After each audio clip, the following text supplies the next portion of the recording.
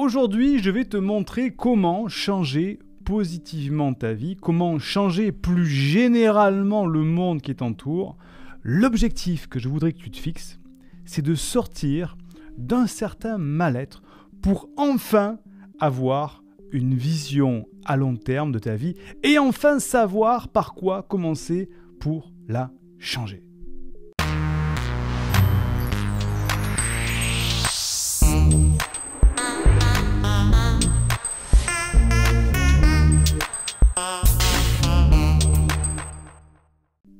Je te souhaite la bienvenue, je suis Siegfried C, je suis neurothérapeute spécialisé dans l'accompagnement des personnes à haut potentiel et j'ai fondé l'université des hauts potentiels dans laquelle nous les aidons à s'épanouir avec leur douance pour, je l'espère, co-créer un monde meilleur. Tu sais que tu as dès à présent la possibilité de télécharger une première formation offerte dans le cadre de cette campagne pour justement t'aider à t'épanouir avec ta douance. Le lien est en description de cette vidéo ou du podcast.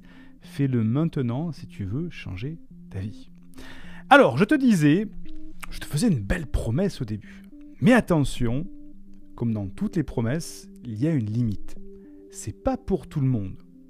Pourquoi ? Parce que quand on veut changer positivement sa vie, quand on veut changer de manière plus générale le monde, il faut être prêt à faire des choses, à accepter de faire certaines choses qu'on n'a pas l'habitude de faire et de commencer à refuser des choses qu'on avait l'habitude d'accepter. Tu comprends ? C'est un inversement des tendances pour pouvoir changer.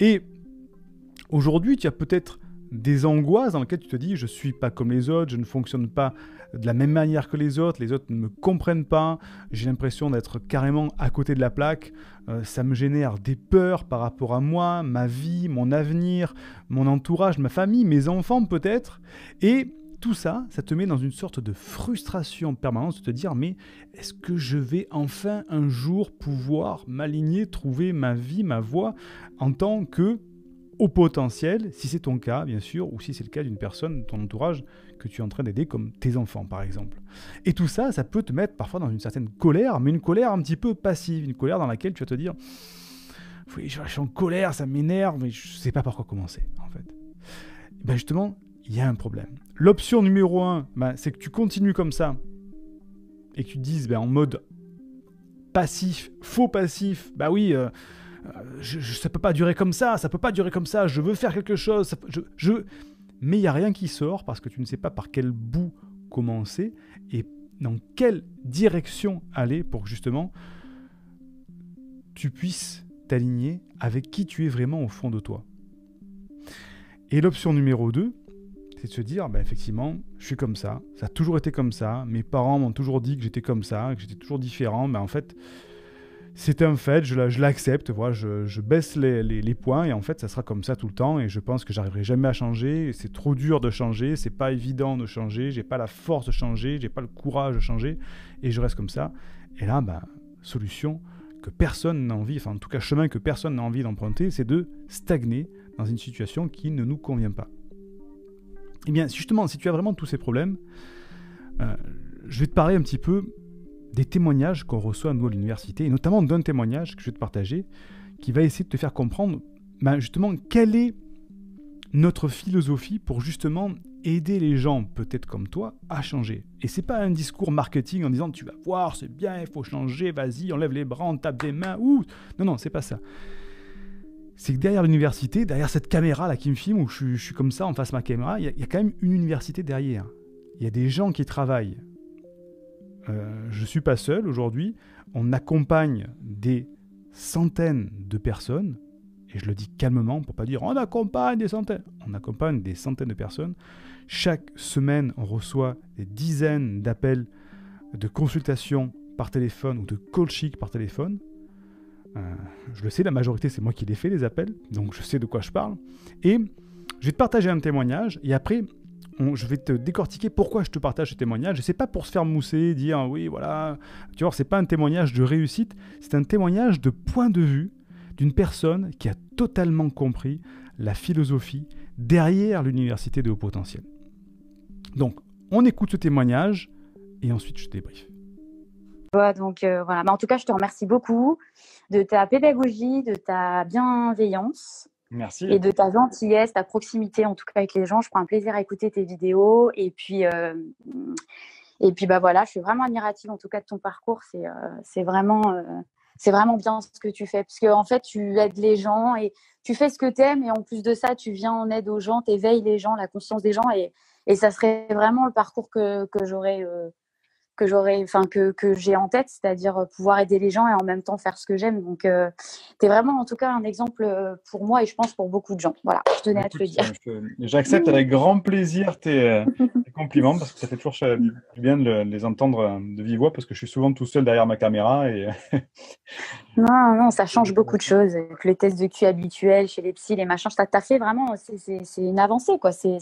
Mhm. Ça change beaucoup, beaucoup. Tu changes beaucoup de vie. Tu te rends compte, des gens qui sont dans le mal-être, qui vont faire des tests de QI, puis qui se rendent compte qu'ils n'ont pas le résultat espéré, puis que finalement, ils se disent non, en fait, toi, t'as complètement changé l'approche du truc. Je trouve que c'est un pas. Tu vois, ça, c'est une mission de vie dans le sens où, tu vois, quand tu seras plus là, t'as changé quelque chose sur cette terre. C'est vraiment, tu vois, ce truc-là en ce moment dans lequel je recherche, je veux pas changer le monde, mais tu vois, Mhm. j'aimerais faire quelque chose de conséquent, tu vois, pour l'être humain, en fait.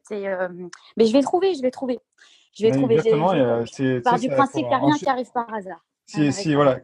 quand tu cherches quelque chose, au bout d'un moment, tu finis de le trouver, même si ça peut prendre du temps ou que c'est compliqué, on finit par trouver une solution à tout ça quand ça te démange vraiment profondément.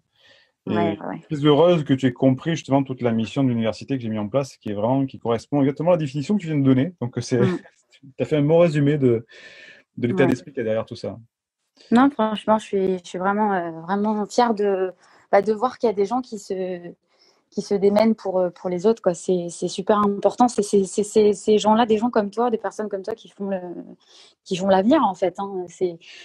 Quand on est, surtout moi, mon père ingénieur, tu vois, voilà, Ah oui. on m'a appris à bien travailler, à avoir des diplômes et à travailler chez L'Oréal et machin. Mais en fait, pour moi, ça n'a aucun sens. Donc, tu vois, au moins, je me dis, j'ai souffert jusque-là, mais je me dis que je suis pas comme les autres, mais d'un point positif, dans le sens où moi, Oui, je vais peut-être chercher plus loin que les autres et peut-être plus profond, tu vois. oui, oui. Donc ça fait du bien. En tout cas, voilà, bah, je te remercie pour tout. Et puis, ben, écoute, j'attends les résultats et puis on verra bien.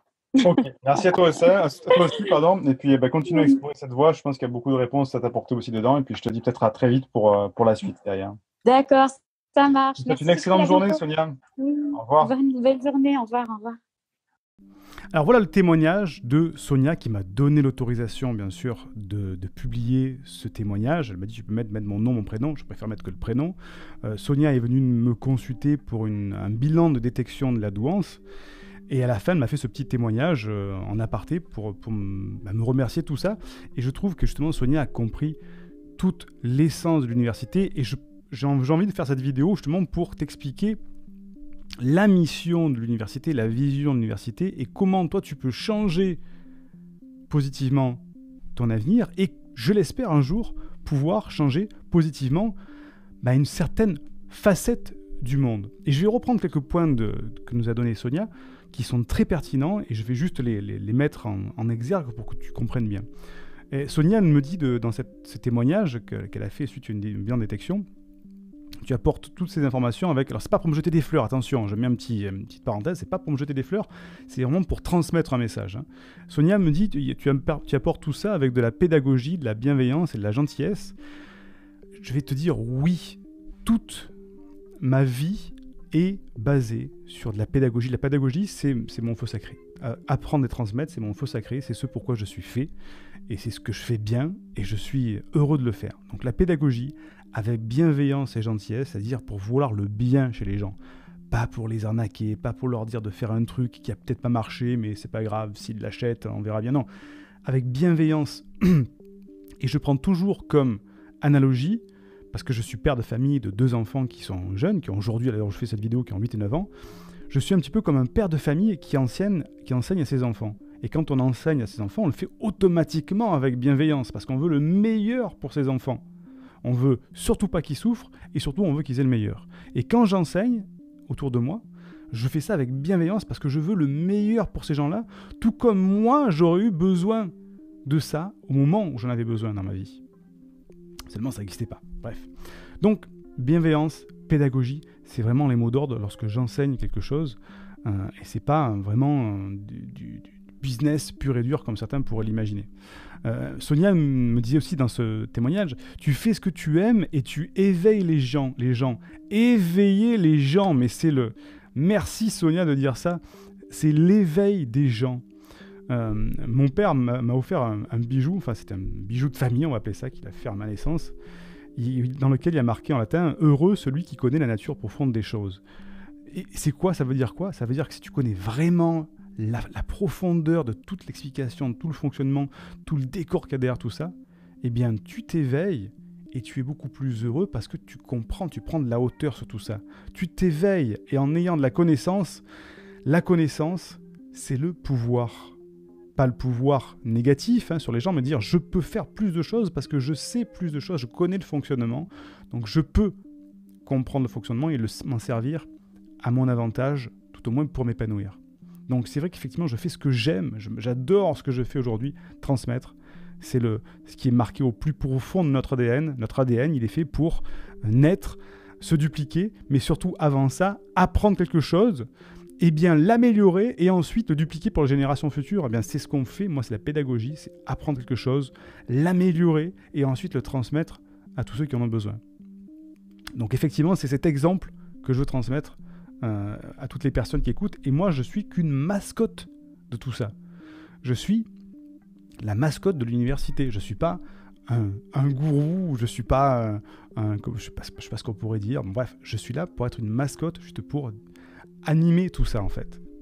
Et Sonia qui me disait, en fait tu fais une avancée, un changement d'approche, un pas vers un nouveau mode de détection des hauts potentiels et tu changes des vies, je l'espère en tout cas positivement, mais c'est vrai qu'effectivement aujourd'hui on est à un point où on ne peut pas se contenter d'un test de QI, c'est-à-dire de performance intellectuelle pour accompagner les hauts potentiels. Les hauts potentiels ne fonctionnent pas à la performance. Il fonctionne de manière holistique. Et ce haut potentiel peut s'exprimer de différentes manières et pas uniquement avec la performance intellectuelle. Il n'y a pas ce qu'on appelle tous, les personnes expertes de haut potentiel, des très hauts QI. Des personnes qui sont performantes, qui vont faire des équations de mathématiques facilement, qui vont résoudre des problèmes de physique, qui vont avoir une performance intellectuelle. Le haut potentiel, lui, il a une approche différente, il a une approche de compréhension de tout ça, et une intelligence qui pense en dehors de la boîte, outside the box, en dehors de la norme. Et ce sont ces personnes-là qui font avancer l'humanité, justement. Et donc, si on teste aujourd'hui, qu'on dépiste les QI avec un test de QI, on va détecter uniquement les moteurs de Formule 1. Et un moteur de Formule 1, si on prend le moteur sans rien autour, ça ne sert pas à grand-chose. C'est un moteur, certes, très performant, mais qu'est-ce qu'on en fait? S'il n'y a pas la carrosserie, s'il n'y a pas les roues, s'il n'y a pas le volant, s'il n'y a pas le pilote, s'il n'y a pas l'essence, tout ça, ça ne marche pas très bien. Donc c'est pour ça qu'un test de dépistage de haut potentiel, et qui est encore en train d'évoluer, et j'espère qu'un jour, on arrivera à le normaliser, mais on est vraiment dans de la recherche fondamentale en ce moment à l'université de haut potentiel. On fait de la recherche fondamentale pour trouver un nouveau mode de dépistage qui puisse éviter de laisser sur le bord de la route les gens qui n'ont pas de très haut QI, de la performance, mais qui ont un haut potentiel intellectuel ou un haut potentiel émotionnel. Une potentialité de fonctionner bien différemment et bien de manière supérieure, parce que c'est péjoratif, mais de manière à être plus pertinent, plus positif, amener des choses nouvelles en tout cas, voir les choses différemment. Donc c'est vrai qu'on est dans la recherche fondamentale aujourd'hui, et j'espère dans nos projets, dans notre mission, pouvoir développer un jour ce département recherche fondamentale de manière plus large, avec d'autres scientifiques, pour aller explorer plus profondément ce monde des hauts potentiels qui est totalement mis de côté pour l'instant. Il n'y a quasiment aucune étude scientifique digne de ce nom qui existe sur les potentiels. Il y a eu quelques expériences à droite à gauche avec des diagrammes fonctionnels, des trucs comme ça. C'est très anecdotique. Tout le reste, ça n'intéresse pas grand monde en fait. Donc, quand je sais que la plupart des hauts potentiels aimeraient faire quelque chose, comme le dit Sonia, aimeraient faire quelque chose de conséquent pour l'être humain, aimeraient participer à un changement, justement, il faut que tu acceptes pour changer de vie, c'était la promesse que j'ai fait au début de cette vidéo, il faut que tu comprennes qu'il faut, il faut changer ton mode de fonctionnement. Il faut déjà guérir les blessures du passé, c'est clair, guérir ces blessures pour pouvoir mettre un petit pansement et dire ok c'est bon, ça me fait moins mal ou ça me fait plus mal, mais ensuite il faut aller changer. Il faut changer son comportement. Et c'est là où ça devient intéressant. Pour changer son comportement, il faut comprendre comment on fonctionne et comment fonctionnent les autres et comment utiliser son fonctionnement de manière pertinente. C'est tout ce qu'on enseigne à l'université. C'est apprendre à utiliser son potentiel de manière la plus pertinente possible pour s'épanouir. Et une fois qu'on s'épanouit, mais c'est porte ouverte pour faire tout ce qu'on veut. Quand on est heureux, épanoui, on travaille bien, on fait des choses qu'on aime. Et quand on fait quelque chose qu'on aime, eh bien, on développe des choses nouvelles, on crée, on répand du bonheur, de l'amour autour de soi. Et ça fait une réaction en chaîne positive que nous, on veut avoir au sein de l'université. Donc, quand Sonia me dit dans le témoignage, je ne suis pas comme les autres, mais je ne suis pas comme les autres d'un point de vue positif, je vais chercher plus loin que les autres, c'est ça le haut potentiel. C'est ta capacité d'aller chercher plus loin que les autres, de ne pas rester en surface, d'aller profondément gratter au fond de la compréhension, parfois même jusqu'à s'y noyer et à ne plus être compris par les autres, parce qu'on est en train de dire, mais qu'est-ce qu'il nous raconte? Mais où est-ce qu'il est allé chercher ça? Mais pourquoi tu vas chercher si loin? Mais non, on voulait juste le premier degré.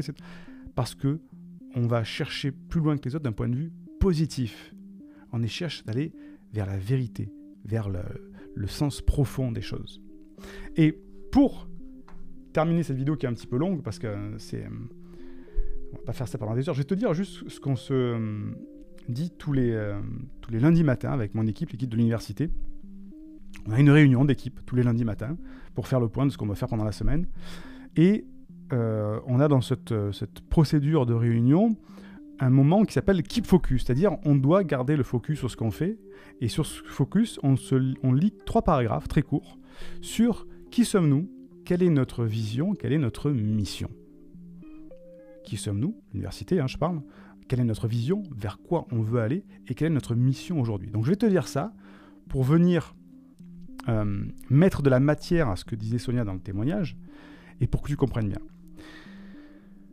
Nous sommes une université de formation et de thérapie spécialisée dans l'accompagnement des personnes à haut potentiel intellectuel ou émotionnel. Jusque-là, c'est clair. Notre mission est de créer une communauté d'1 million de hauts potentiels d'ici les 10 prochaines années pour les aider à canaliser leur surefficience afin qu'ils apprennent à s'épanouir avec leur douance et utiliser leur plein potentiel. Oui, il y en a qui vont dire, mais il se prend pour qui? Une communauté d'1 million de hauts potentiels? Mais il est fou, il se prend pour qui? Mégalo! Non, dans 10 ans, on surestime ce qu'on peut faire la semaine prochaine, mais on sous-estime ce qu'on peut faire en 10 ans, en 5 ans même. Donc d'ici 10 ans, toucher 1 million de potentiel, et pas qu'en France, c'est quelque chose de totalement faisable, en sachant qu'aujourd'hui, quand on regarde les chiffres de notre chaîne YouTube, les chiffres des nombres de clients, on s'approche quand même à grands pas. Je continue. Notre vision est de co-créer un monde meilleur grâce à une fédération internationale de haut potentiel dont la mission sera de créer et d'innover dans différentes thématiques que sont la santé physique, le développement, l'épanouissement de la personne et l'abondance. Alors attention, je retire tout de suite ceux qui vont commencer à dire « Mais c'est une secte, c'est un complot mondialiste, c'est quoi ?» Non, c'est pas, quand je parle de fédération internationale, c'est de fédérer des gens de manière positive, comme on fédère du sport dans une fédération, c'est de fédérer des gens, de structurer pour justement donner de l'organisation à tout ça. Et tout le monde sait très bien, les hauts potentiels le savent, que quand on structure la matière, ça fonctionne beaucoup mieux. C'est le principe de l'être humain. On a structuré de la matière pour avoir une machine qui fonctionne. Là, c'est de structurer des hauts potentiels pour justement créer, innover. Parce que les hauts potentiels sont faits pour ça, dans différentes thématiques que sont la santé physique. On a besoin de développer un nouveau mode de pensée, un nouveau mode de santé physique et psychique même, aujourd'hui. On ne peut pas continuer comme ça en séparant la santé, enfin le corps et l'esprit, en séparant. Il faut innover là-dedans. Le développement, je parle développement de soi, le développement personnel, le développement de la joie, de l'épanouissement, tout ça c'est très important de vibrer à des fréquences plus élevées de joie, de gratitude. Ça s'apprend aussi. On ne peut pas se dire, tiens, moi je veux demain vibrer de la gratitude, de l'épanouissement. Non, comment je fais? Ça s'apprend aussi. l'épanouissement de la personne, c'est être épanoui. Quand on est épanoui, on n'a pas de limite. Je peux faire, ce qui est marqué dans mon bracelet, je peux faire tout ce que je veux. Je peux tout faire. Quand je suis épanoui, il n'y a pas de limite. Je suis tellement heureux, fier de moi, je me sens même puissant que je peux tout faire, tout entreprendre. C'est ça que je veux que chaque haut potentiel vive. Et l'abondance, c'est-à-dire de développer l'abondance. L'abondance, qu'est-ce que c'est? C'est l'abondance financière aussi, l'abondance économique. Se dire, ok, je m'épanouis, je suis heureux, j'aide les gens. Et en plus, moi, je peux avoir une vie abondante et vivre selon comme je l'entends. J'ai une amie qui dit qu'elle design sa vie, Céline, si elle se reconnaîtra en regardant la vidéo peut-être. Elle dit, je design ma vie, je fais ma vie, je la design comme je l'entends moi. Et ça, c'est la capacité d'un haut potentiel de designer sa vie. De dire, ok, ça ne marche pas, la société telle qu'elle marche, c'est pas bon. Moi, l'ensemble des gens que je côtoie, c'est pas comme ça qu'il faut que ça fonctionne. Il y a de manière plus pertinente. Donc, je vais prouver par l'exemple que je peux designer ma vie pour fonctionner autrement. C'est dur, c'est pas évident. Il y a des barrières, il y a des freins humains, tout ça, mais c'est possible. Et c'est ce que je fais. Je montre par l'exemple que c'est possible. Aujourd'hui, je peux travailler. C'est pas pour me vanter, c'est pour expliquer par l'exemple. Je peux travailler de n'importe où dans le monde. En ce moment, je suis dans l'est de l'Europe. Ensuite, je vais aller dans le sud de l'Europe. Bref, je peux travailler d'où je veux dans le monde. Je travaille relativement quand je veux, c'est-à-dire que j'organise ma semaine tout à fait comme je veux. J'ai un contact avec mes collaborateurs qui est d'1 heure par semaine. Ensuite, ils sont totalement autonomes pour faire ce qu'ils ont à faire. Et je suis la plupart du temps avec ma femme et mes 2 enfants, et on vit quasiment presque 24 heures sur 24 ensemble, et ça se passe très bien. Il y a des hauts, il y a des bas, mais on peut vivre une vie de liberté géographique, de liberté économique, créer un projet qui nous dépasse, d'être heureux avec sa femme et ses enfants, d'être ensemble 24 heures sur 24, et de pas trouver ça « Ah, c'est insupportable les enfants, ma femme, je peux plus l'avoir ». Non, on peut vivre comme ça, heureusement. Il y a des hauts, des bas, c'est vrai. Mais dans l'ensemble, c'est génial de pouvoir faire ça. Et effectivement, comme le dit Céline, mon amie, on design notre vie. On crée une vie sur mesure et on montre aux autres que c'est possible. Et si moi, en faisant ça, je peux le faire, en enseignant aux autres qu'ils peuvent le faire aussi, ça fait une réaction en chaîne. Et au bout d'un moment, il y en a qui vont se dire « Mais bon sang, mais c'est pas possible. On peut changer en fait. On n'est pas censé vivre tel que la société nous l'impose, avec les règles de la société telle qu'on nous l'impose, de la manière dont on nous l'a enseigné à l'école, dans ce carcan comme ça, cette boîte dans laquelle on nous enferme. Non, on peut vivre selon nos propres règles, tout en étant intégré à la société, bien sûr. Je ne parle pas d'aller vivre, élever les chèvres dans le Larzac, dans une tente. Vie moderne, épanouissante, bienveillante, qui a une répercussion positive. Et pour ça, il faut accepter de changer son comportement. Ce sera la conclusion de cette vidéo par rapport à la promesse, comment faire pour changer positivement ma vie et changer aussi le monde de manière plus générale. Il faut changer son comportement. Tant que tu te comporteras en réaction aux autres, c'est-à-dire tu réagis par rapport aux autres, tu n'as pas le bon comportement.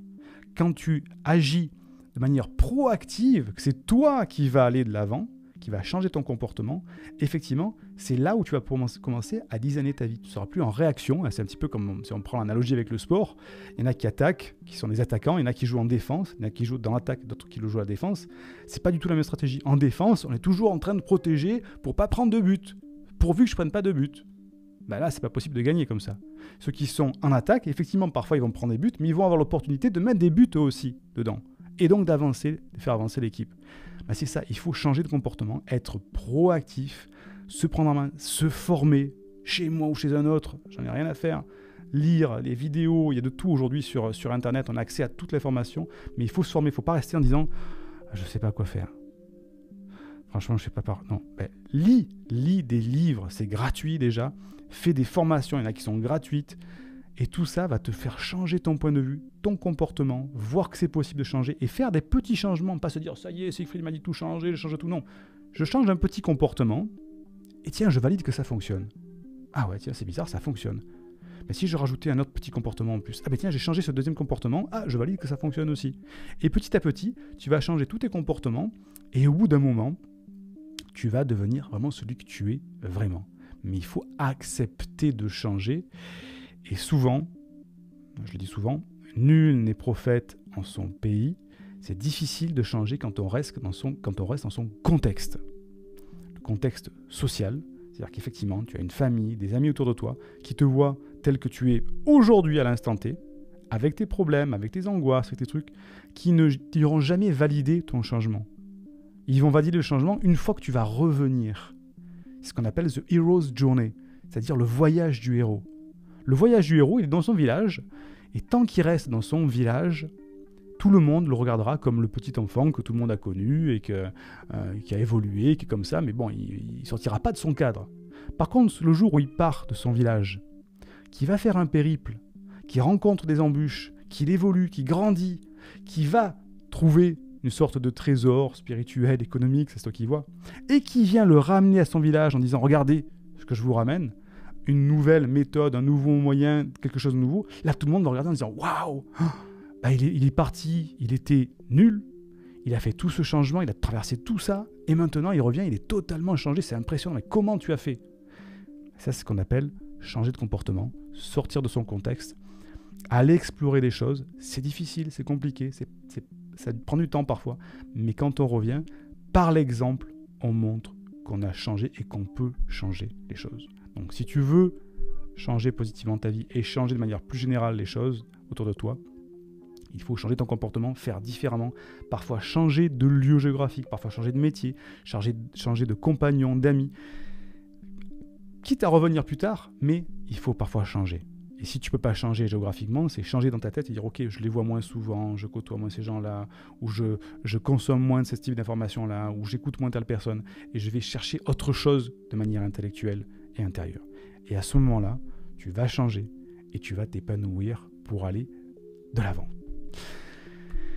J'espère que cette vidéo t'aura aidé à cette prise de conscience. Il ne faut pas du tout la prendre comme une vidéo ronflante d'égocentrisme sur les témoignages. Au contraire, c'est pour faire passer un message toujours que je me sers tout ça. Je pense que tu l'auras compris.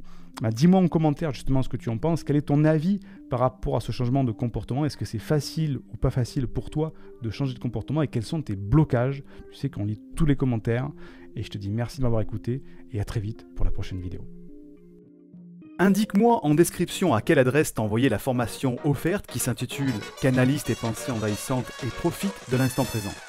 Et surtout, partage cette vidéo à une personne de ton entourage que ça pourrait aider.